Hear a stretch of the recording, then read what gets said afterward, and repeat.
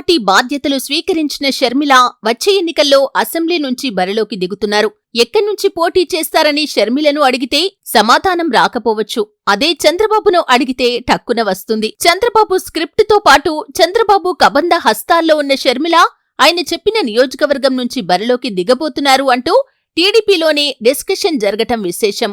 వచ్చే ఎన్నికల్లో షర్మిల గుంటూరు వెస్ట్ నియోజకవర్గం లేదా నరసరావుపేట ఈ రెండు నియోజకవర్గాల్లో ఏదో ఒక స్థానం నుంచి పోటీ చేయాలని చూస్తున్నారట. ఇప్పటికే ఈ విషయంపై ఓ క్లారిటీకి వచ్చినట్లు తెలుస్తుంది. నిన్నటి వరకు జనసేన పార్టీ టికెట్ వ్యవహారాలను పర్యవేక్షించిన చంద్రబాబు ఇప్పుడు ఏపీ కాంగ్రెస్ పార్టీ టికెట్ల వ్యవహారాలను కూడా నెత్తికెత్తుకున్నారు. షర్మిలను గుంటూరు వెస్ట్ నుంచి లేదా నరసరావుపేట నుంచి దించాలనే ఆలోచన చేస్తున్నారట.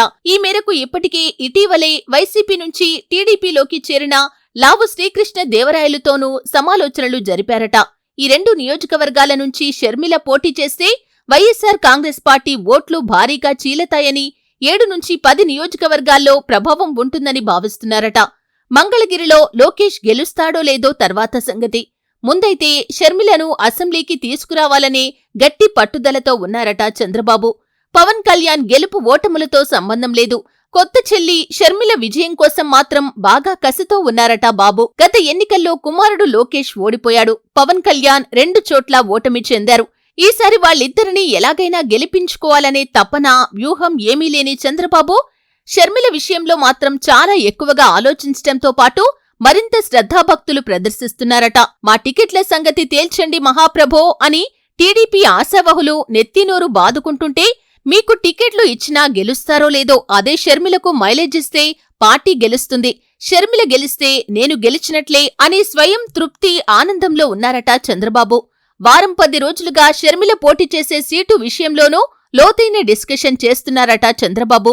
దీనిపై టీడీపీలోని కొంతమంది సీనియర్స్ అసంతృప్తి వ్యక్తం చేయటంతో పాటు అసలు పార్టీ ఆఫీస్ వైపు రావటం లేదట. పార్టీ మీటింగ్కు వచ్చినప్పటినుంచి షర్మిల, పవన్ కళ్యాణ్ పొత్తులు, వాళ్ల పార్టీలకు ఇచ్చే సీట్లపై చర్చలు నడుస్తున్నాయి కానీ మా సంగతి పట్టించుకోవటం లేదు అంటూ అసహనం వ్యక్తం చేస్తూ పార్టీ సమావేశాలకు కూడా డుమ్మా కొడుతున్నారట. అందుకే ఏపీ టీడీపీ అధ్యక్షులు అచ్చెన్నాయుడు 10 రోజులుగా ఎక్కడా కనిపించకపోవటానికి కారణం ఇదే అంటున్నారు టీడీపీ నేతలు. ఏది ఏమైనా షర్మిలను గుంటూరు వెస్ట్ లేదా నరసరావుపేట నుంచి బరిలోకి దించటమైతే ఖాయం అంటున్నారు టీడీపీ, కాంగ్రెస్ పార్టీ నేతలు.